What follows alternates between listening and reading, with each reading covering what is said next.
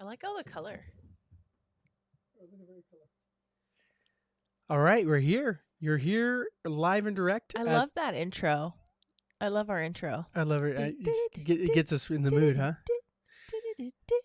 I do. I like it. Hi. Welcome. So you might notice that we are not live right now. We're not currently live. I know all of our Instagram fans are just weeping this night because they cannot write their comments and we cannot respond. But it's because you have plans this week. Yeah, I do. I am going on a retreat or a conference. And so in saying that, we still want to make a true coming out content consistently with you guys because, that's why we're here. Mm-hmm. And the other thing that you might notice is there's been a change in our Tiny Chair, which no Tiny Chair podcast sign up because there. we're finally the Unscripted Family podcast. We are the Unscripted Family, which we've been the Unscripted Family.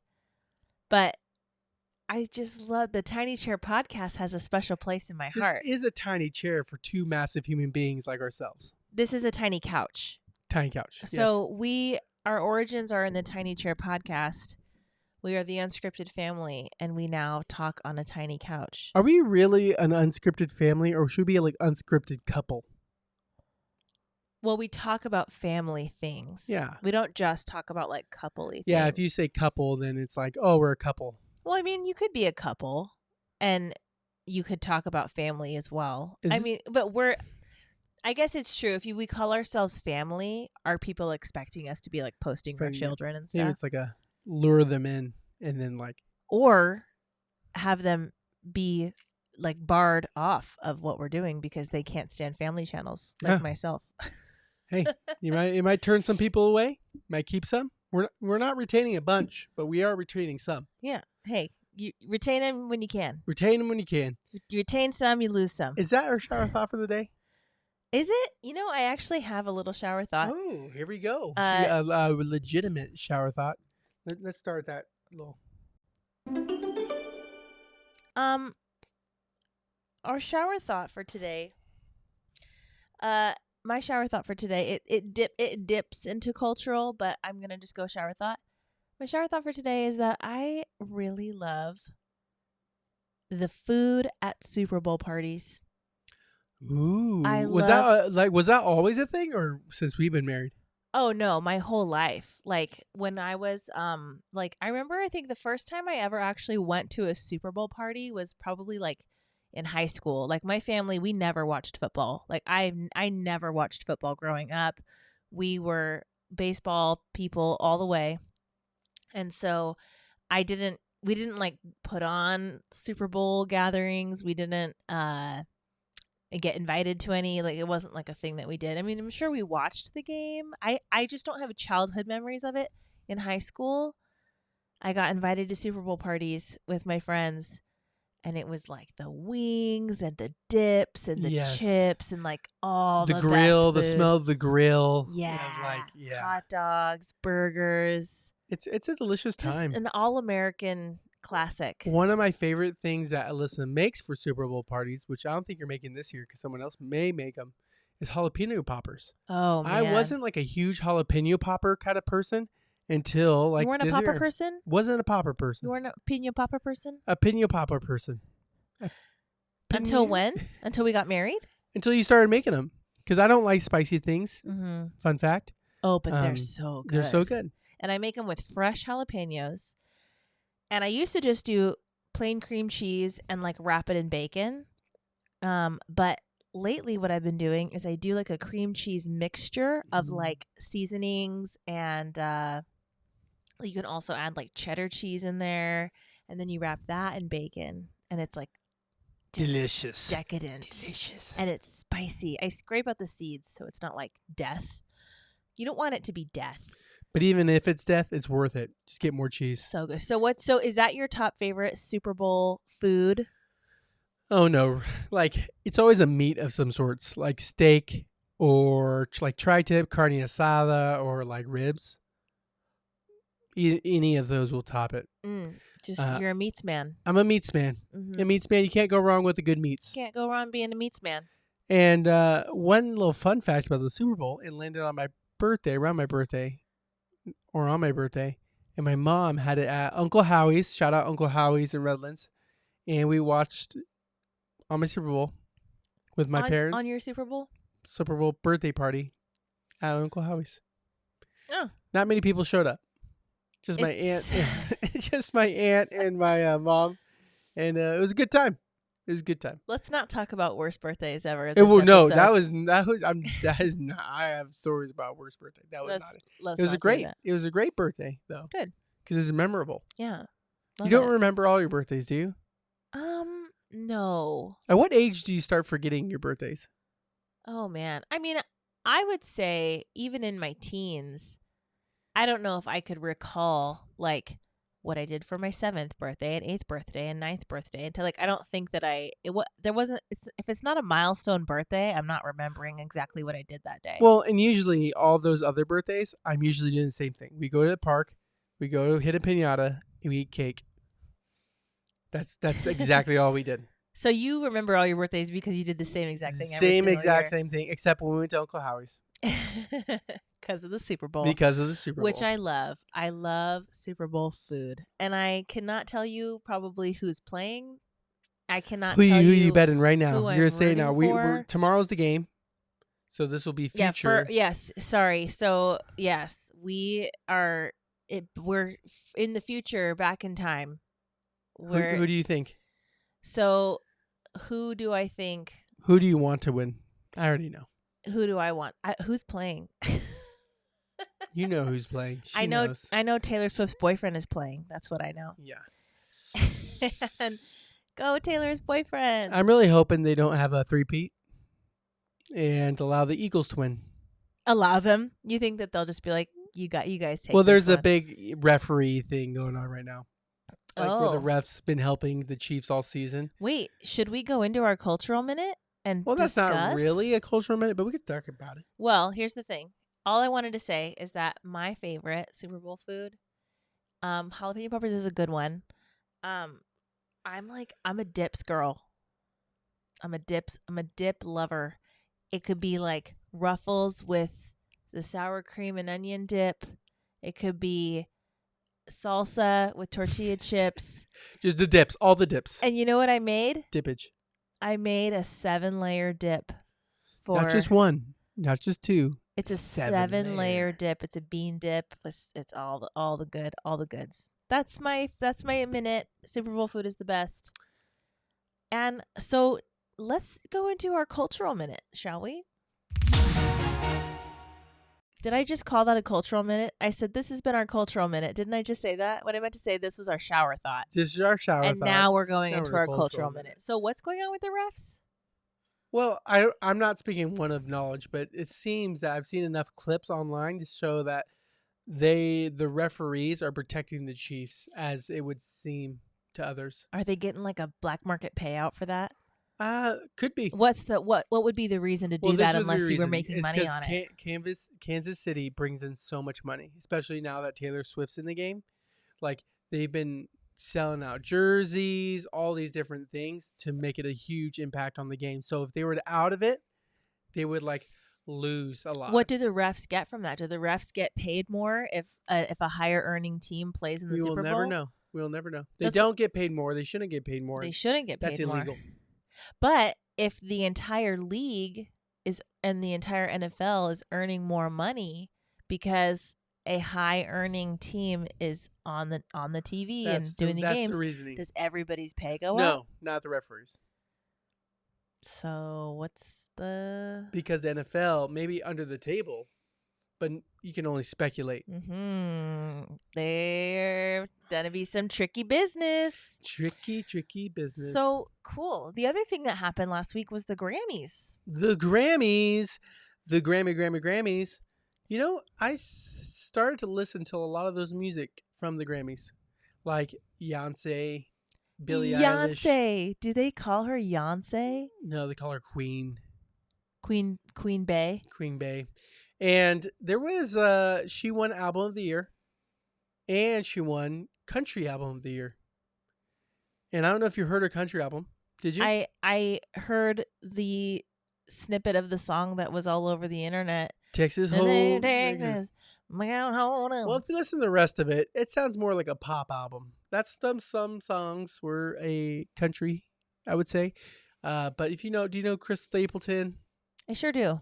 I mean, He I was- know his name. Could you look at Chris Stapleton and look at Beyonce? Who would you say is a more country person? I haven't heard either of their albums. Ah, I'm sorry, but if you're talking Chris Stapleton, is Chris Stapleton like a Toby Keith type of singer, like American Girl, yeah, American Guy, and then you have like Beyonce.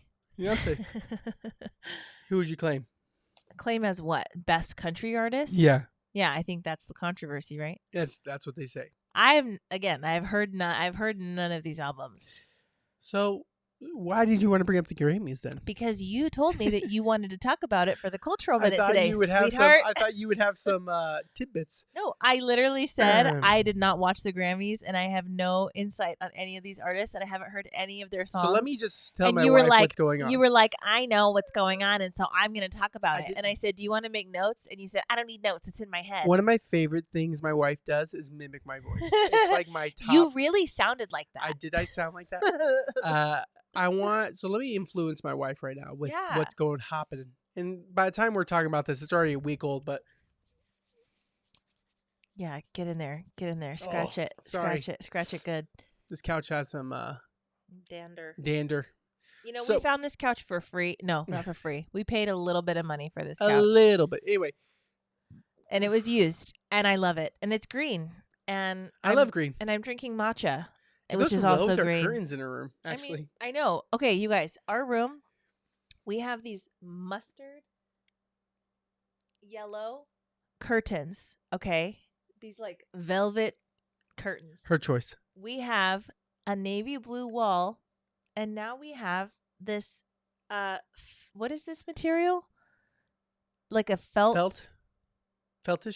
Yes, feltish emerald We're sitting on one of the pillows. green couch. It's like, I mean, we are all It's not vomit green, we're luckily. all the jewel tones. So I and- want to just update my wife, get a little off track, on the Grammy. So this thing, hot takes. Beyonce won, and she shouldn't have won.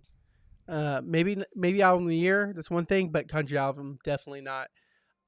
Billie Eilish, she got nominated 7 times to not win a single record, not a single one. not a single category, and She usually wins. yes, I've seen her accept a lot of awards in Yes. years past. And this album, people arguably say it's her best, and it was snubbed. Mm. Taylor won, maybe one. I don't know if she won any. I don't think she won any. No. And then next thing was the Beatles won. And The Beatles. the Beatles. The Beatle? No, the Beatles. Yeah, no, but like, how many of the Beatles were there? Yeah, exactly. And Beatle? it's one of those things where I think they need to start exploring different artists now at this point, because you're seeing the same 7 top artists around. Taylor. Wait, but Kendrick. Oh yeah, and the hottest thing is Kendrick right now. And Kendrick's at the Super Bowl. He And is also, excited. I'm excited for let the me Super just Bowl. say, we are recording this before the Super Bowl. If anything wild goes down during the Super Bowl, we haven't seen it yet. We don't know if his performance goes off the wires, crazy, haywire. But you're looking forward to Kendrick's. I'm looking forward to it. Usually I look forward to the Super Bowl, except, when it There's gets, always something. People always have something about the Super Bowl performance that they're always like, oh my gosh, I can't believe this. This is inappropriate. the past couple of years it's been popping. Mm-hmm. Only time where it gets overly sexualized, and I'm like, oh, okay, I'm enough of this. Mm-hmm. But other than that, like, it's when it bops, it bops. Kendrick had some bops this year. Not that I endorse his music, but they go hard. It's hard to not hear it on the radio or hear it somewhere. And you're like, oh, dude, this smacks. I don't know if that's the term or not. Smacks. Slaps? Slaps. What's yeah. a Kendrick song that I know? Be humble. Sit down. down. That's a long time though. Mm. His new one is Not Like Us. Not Not mata. It's not squabble up. Squabble up. Squabble up. Okay. I'll find out when Wait, I not watch like the us. Not like Super us. Is Bowl. that what that's? Have you heard not like us? I'll find out when I watch the Super Bowl what his top songs Yeah, are, you're I not going to suppose. be interested in it. You guys, in case you haven't figured this out, I do not follow pop culture. In fact, when Jeremiah told me, hey, on our podcast, we're going to have a segment called The Cultural Minute, I was like, I can't do that. I was like, I had higher hopes, guys. I I said, thought I at don't, least by mentioning this, you would kind of. I said, I don't read any news. I don't follow any pop culture accounts. I don't watch videos. I don't get updates. I don't get recaps. I get nothing. I do nothing. We're not on TikTok either, so. You know who I love? Who I used to watch really often? Philip DeFranco. He kind of went off a little bit. He's a little intense now.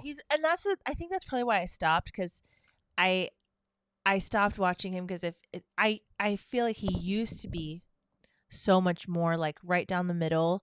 Here's the actual facts of what happened, and then did I do something wrong? Yeah, I'm just gonna fix your mic for you. And then I felt like it, which his viewers love, just more of his opinions coming through. And I was like, oh, at first it felt so much very more in the center. Yes, it was like I was like, oh my gosh, he's literally just giving the facts. And then now I think he's still giving the facts, but he's also coloring with his own opinions. Yeah, which naturally bleeds over. Which is fine. And his viewers agree with him and love that. So I think that's awesome. And I watch him, so kind of a cultural thing. This can go into a tiny thought, actually, about how I like to listen. Well, it could be how I like to listen to people like Philip DeFranco, late night shows. And not that I like to, but I need to understand what other people believe in. How is the culture viewing what's happening? Yes. And then I also dig into Rogan or dig into other people, Ben Shapiro, or not so much Ben Shapiro anymore, like Brett Cooper, and having that kind of perspective on things, so I can hear kind of and then take it together, meld it together, and have my own opinion on it. Yeah, because those are super differing stances and opinions. Yeah. If you're looking at like late night shows and then you're looking at like Ben Shapiro, it's like those are like opposite approaches to the news. So I think that's like a rounded out, like, what is this side saying? What is that side saying? Smart. Way to go. All right. Here we go. Cultural minute's over. I'm cultured. That was a minute. Yeah, it was a few.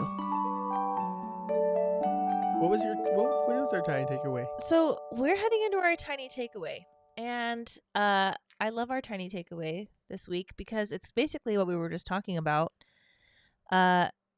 which is how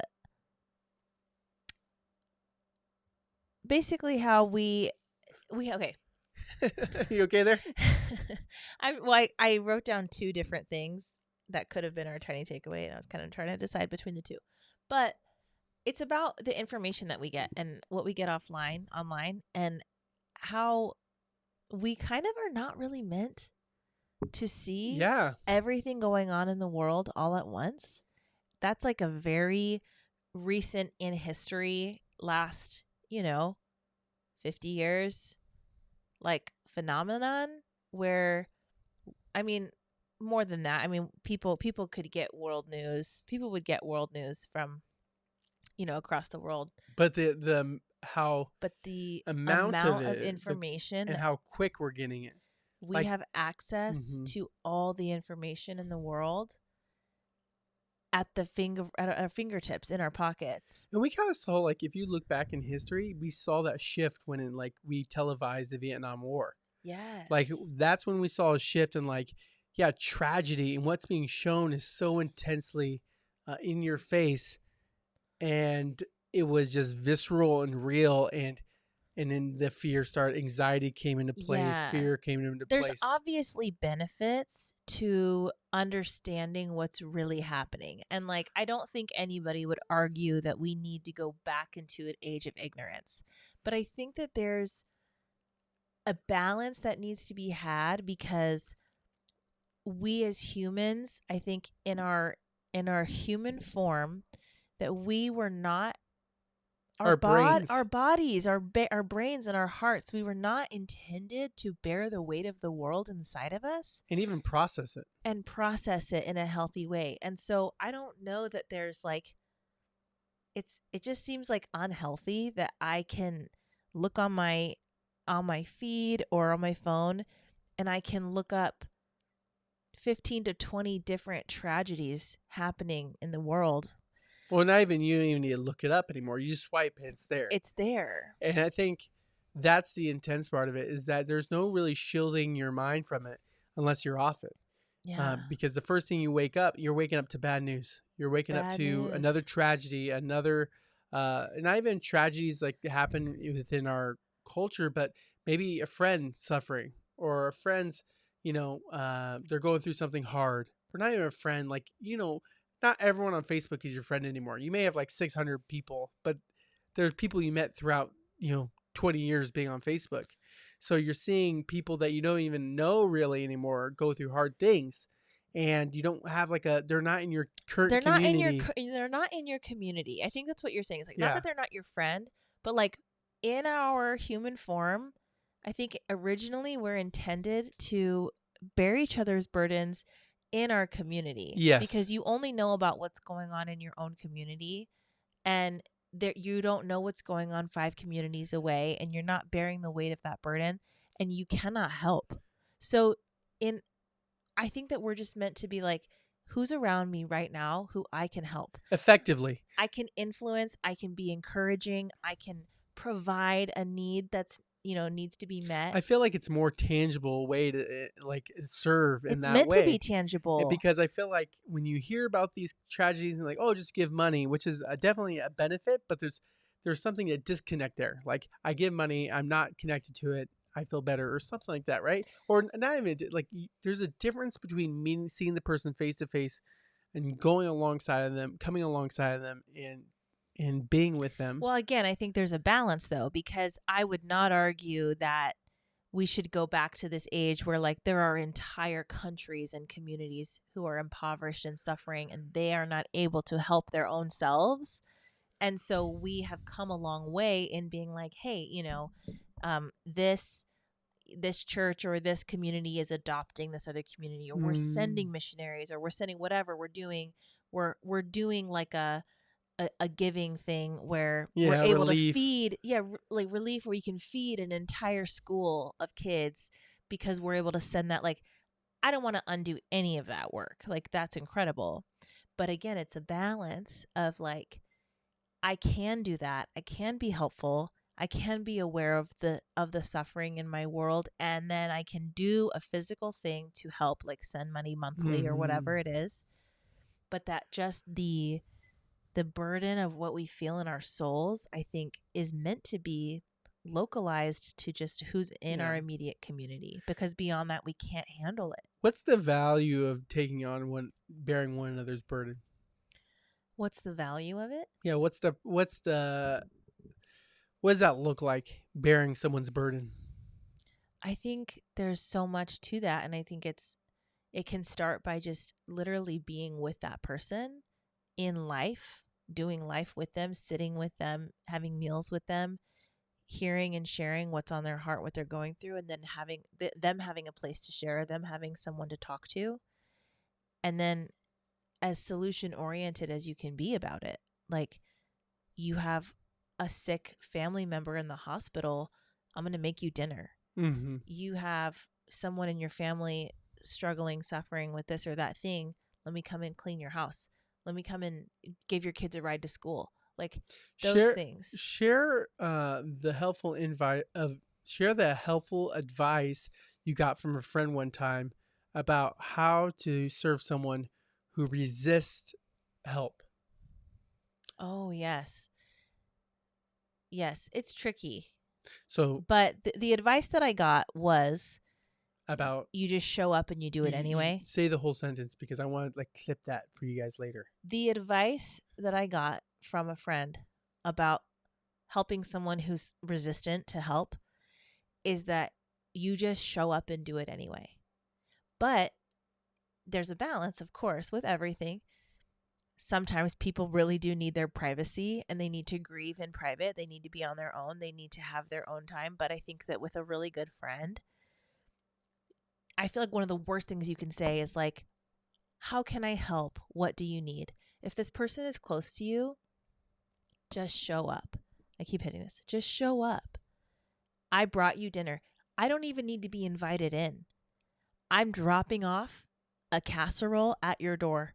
And I don't care if you throw it in the trash. I think that's, yeah. I'm leaving it there for you. And hey, I want to come over and I want to take your kids to the playground so that you can have alone time for whatever you're going through. Newborn baby, sickness, whatever, being with your husband, making a phone call to your mom, whatever it is. I'm just doing that. And I'm not asking, hey, how can I help? Yeah, Let me know what I can do. Giving them another thing to do. Another thing to figure out how to coordinate you helping them. If somebody needs help, they need you to just show up sometimes. You know? And that can be hard to do. And I think it takes a boldness to start off because you have to just be willing to do it. And you have to be willing to feel awkward and you have to be willing to be rejected, which I have been, which is fine. But at least you've been rejected. Like, it's not even that lack of trying. That person was so thankful that I wanted to. And they said, so sweet of you, so great. I'm okay. I don't need that. You know, we're busy or whatever it is. I can't receive whatever I was offering, you know, and I'm like, totally fine. But then they know that I'm willing to drop what I'm doing and help. And that was like so meaningful to them. And so you have to just go for it and you have to be willing to just. Yeah, I think, and that's part of our culture, like Western culture or cold climate culture that we've learned about, is that we're so nervous about invading someone's personal space and, you know, showing at someone's home uninvited. Like those things are kind of gone with those days where you're just showing up people's houses and being welcomed in. It's very and just, westernized, very cold climate. Absolutely. And I think that is something that we should get back to, saying, hey, or at least in our home, we try to get back to that where people are invited anytime. And so we need to have that boldness to go to others and say, hey, I'm showing up. And like you said, feel rejected at times, but it's not about us. Yeah. And I don't mean rejected like I'm going away sad. I mean like I'm not pushing myself onto people. Yes. And I'm not saying you don't have a choice. I'm inviting myself over. I'm going to take your kids to the playground. I'm going to hold your baby for you. I'm going to whatever. You're oppressing them. No, and I'm not making them and I do it in a way where I make sure that they would not feel awkward for telling me no thank you. So it's not at all like my agenda. It's just I just think that there's a time to just step in for people. And because I think we are all so like, let me know what you need. Let me know if I can help. Let me know what to do.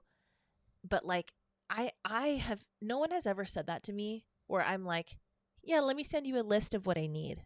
Like, I don't even feel comfortable doing that. But if somebody was like, let me do this thing, I would be like, yes, please. And also, can you also do this too? Do you know what's crazy though? Like, even when you are going through a hard time and people ask what you need and I tell them exactly what we need, sometimes they still don't do it. It's almost more awkward. Yeah. Because I actually learned that, hey, it's a blessing. We need this. And they're like, well, I'll get back to you. Oh, yeah. That's been awkward for us a couple times. If somebody said, like, let me know if you need anything. It's like, actually, we do need something. And then we were like, yes, can you please do this? We're having a hard time. We need help with this exact specific thing. That was like it was not an outlandish ask. It was something very simple. More likely, it's more of like, yeah, we'll just leave it there. Yeah. And I know exactly what you're talking about. And nothing again. And then there was just no reply. Yes. From there. And it's like, or we have to follow up, or we were like, hey, you still want to help us out with that? It's yeah. like, and it's okay. Like, it's totally okay. It's totally but don't okay. offer. Yeah. Definitely don't. Okay. Not only don't ask, hey, let me know what I can do. Don't say, let me know what I can do if you don't mean it. Okay. Yeah. And I think these people meant it. They have good hearts. But again. Well, you mean it if you do the thing. Yeah. That's how you know if they meant it or not. You know? Takes effort. Got to put in the work. Put in the work. Even us. But I think that's like our takeaway today is like We're not supposed to. we're not supposed to carry the burdens of the whole world And when we do carry those in a way burdens, where we cannot be helpful. When we do carry the burdens, it needs to be helpful. I think that's the good barometer of where. I had that conversation with my sister the other day because she was saying how she kind of went down like a rabbit hole of seeing something very dark and sad online, and she kind of got sucked into this news story that was unfolding that was very unfortunate and sad, and she just was like, I'm just in this really dark headspace because there's nothing. I feel like, what can I do? There's nothing I can do. What can I do to help? And I told her, in that specific situation, that story, like, well, there are things that you can do that are like, hey, I'm not at the capacity where I could show up to that person's house and help them, or I could show up for that specific story. But if I look at the bigger picture, there's ways that I can influence and be helpful, whether it is like giving a little bit of money or signing up to be an ally for this organization that's like, hey, I'm willing to volunteer my time. Stuff like that. You can, Mm-hmm. So awesome. That's our takeaway, you guys. Yeah. Don't get bogged down. Don't get bogged down out there in the midst of the crazy world. And feel the feelings, but know that, hey, what are the needs around me that I can fill? Feel the feelings and then have an action plan. Mm-hmm. I think that's pretty. And you can detox. I think everyone should take a detox off of news once in a while. I'm on like a 5-year detox right now. You gotta be more in the times. I think I do. What's a good suggestion for me to get the information I need without falling into a deep depression about the state of our world? The best newsletter I follow is called The Pour Over. Shout out The Pour Over. They are a great one to give you every other day.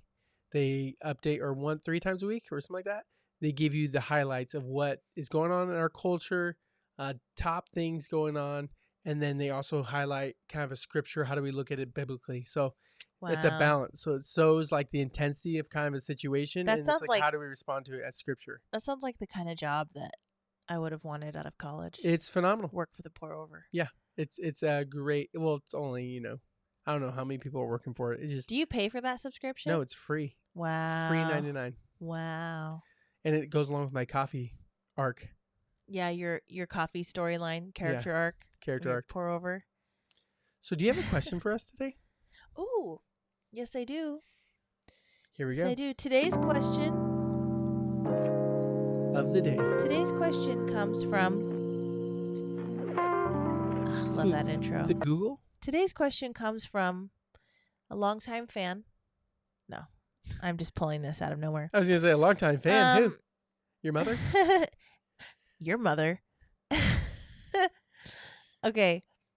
I'm trying to figure out when to use this one. No! God, please, no! No! I just feel like you should. No! You don't let it play the whole no at the end. I just feel like you should not use sound effects whatsoever. I like them. Okay. Here we go. Excuse me. No yawning allowed. Mm-hmm. What's this one? Get out of here. I want to do one more.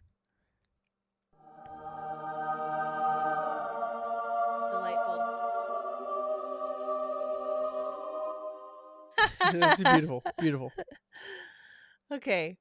Anytime we have a brilliant thought, we got to play that one. Okay. So but turn the light off and have a button so it can come on. Oh, that would be good. Yeah. Yeah. If you don't know, we are very tired too. I'm exhausted. Okay. But Alyssa is a matcha girl, and she has a matcha. I did have a matcha. I don't even know what matcha is. It's green tea. Matcha is not green tea, is it? Sweetheart. Why is it green? Is it green type of tea? So matcha is green tea extract. So there's Arizona green tea, and it's clear. Yours look like there's plants in it. It's green tea extract. They turn it into a powder. And then my matcha mix is also lightly sweetened. So they add some sugar, like a light little bit amount And of that makes it look sweetener. like a very green spinach kale. And then you mix it with milk. So it's a matcha latte. It's Mm. not straight up matcha tea. It's a matcha latte. What does it taste like? Tastes like a plant. Tastes like leaves. Let me see. Let me try it. It's gone. Oh. You could smell it. It smells exactly how it tastes. Just like leaves. Yeah, it just tastes like leaves with sugar. That sounds terrible. That's what it is. Okay, here we go. Jeremiah, your question, your Q to A is going to be, what is one thing that you want to accomplish together in the next year? Excuse me. What is More one sleep. thing you want to accomplish together in the next year? And the reason I picked this question is because we have like about a dozen things we've talked about wanting to accomplish in the next year, and I would like you to pick one. Oops. We're accomplishing it right now. We are literally accomplishing the thing that we thought we were going to do. The thing that we wanted to do. Yeah, I think for us, it was making one video a month, or was it a week or something like that? I put one. Make more videos. It's very general. So But no, did we not put the podcast on our dream no, board? that was kind of that branched out of my 10-day challenge. I'm like, honey, let's do it. And so doing the video challenge was huge. And doing these podcasts are the one thing that we want to do. The biggest thing I want to do with you is really do the Grand Canyon. That's still a dream of mine, to do the Grand Canyon with you. Like, if we can do that before you die, that would be great. Clock's ticking. Like, I don't mean that in a morbid way. I'm fine. I do not have an actual clock ticking, other than the same clock that is ticking for all of us. But I love that goal. Or do like a big hike. If we could do the big hike. if I could take you to the Palisades, I would. It's a 17-mile hike. I don't know if we can go to the Palisades anytime soon. But it would be a phenomenal hike once the winter dies down. And it's a free hike, and you don't need I don't mean because passes. of winter. I mean because of wildfires. No, not the Palisades. You like said the Glacier, Palisades. Glacier Palisades. Is that a place? Yeah, it's Glacier Palisades. It's actually that picture right there. Oh, that's Montana? No, that's Montana. Down below. Oh. Up there is the glacier. And you actually go higher than that. That's only like 6 miles in. I just want you So to that know. picture is. I just want you to know. Is it Palisade Glacier Trail Yeah. in California? John Muir Trail also it's called. Okay, I was like, oh, Palisade Glacier Trail. I was just like, I Googled Palisade Glaciers and nothing came up. But Palisade Glacier Trail. Anyway, I also agree. I think that going on a big giant hike would be such a great goal because I really, really enjoy hiking. I'm just so bad at it. It's not that you're bad at it. It's that my body You have to train for it. Incapable at the moment. And specifically my knees. My knees and my hips are like creaky old bag of bones. You just got to keep doing it and then put them into submission and you'll be fine. Yeah. I'd have to do it. But I feel like that would honestly like hit so many goals for me as far as like just my endurance, my fitness. I'd have to be training and then I'd get to do like a really cool, big, beautiful thing with it. And it's so, I cannot describe the feeling of going up to a place that's so secluded and just not many people get to go. What about you? What was something that you want to accomplish together this year? Wow. This is embarrassing how much I'm yawning. So excuse me. Something that I want to... Way past our bedtime. I know, way past. We never start this podcast at 10 p.m. That's what happened today. Something that I would wanted to accomplish this year was... And like, let me close the door so I can see what I wrote on my board. It's like... Together, though. Oh, together. That's right. So I was like, I have all the usual goals, but I wanted to choose one thing. Minimalize the home together. Yes. And you want to know why? Do you want to know why minimalism has been my goal for the past like 3 years? honestly longer than that, but practically actual doing it the last like 3 years is because I firmly believe that minimalism in material things affects every other area of your whole life. It affects your mental clarity. It affects how stressed you feel, how busy you feel. I've heard many people in the minimalism space talk about how they couldn't get financially stable until they addressed the problem of stuff in their house, that they couldn't get physically fit until they addressed the problem of stuff in their house. It was like so many things. And I believe that. I believe that to be true. And I'm not saying that we have problems simply because of stuff. There's like No. other habits, but I think that that is such a root thing that like you Start address there. this It's thing like a first step, man. and it bleeds out to all the other areas where you're cleaning house in your home, and then you clean house in your life. Yeah, you forget that the physical is attached to the mental and spiritual, all these different things. Yes, and that's another one, spiritual. People all say, I felt like I never had time to read the Bible, to pray more. I never felt close to Jesus. I never felt these. And then it's like getting rid of all the things that were distracting them. And it was like, oh my gosh, like I have the capacity in my life to like not look around and feel overwhelmed, but to just like focus and really hear God's voice in my life. And to think about that, like, absolutely. Because when you can tell, right? When you first walk in your home, if you're stepping on things, it's going to distract you. If you come into your laundry room and you see stuff all over the counters, it's going to, again, it just wears on you. I'm just living in, I know it wears on me, just living in filth, it feels like. And just having a clean surface to put filth is my issue. But I was going to say, I wouldn't say we're living in filth. As the homemaker in this relationship, I don't want to say we're living in filth. It's a little extreme thing to hear from you. Well, right it's now. not like, no. I know I'm part of the problem. I am the problem Well, with the three other people. I wouldn't say you're. Yeah. I was going to say, you're not part of the problem. You're the main problem. No, it's a team effort. No, it's like, well, you said earlier, there's 5 people living in this house, and the littlest one makes the biggest mess, and it only gets bigger.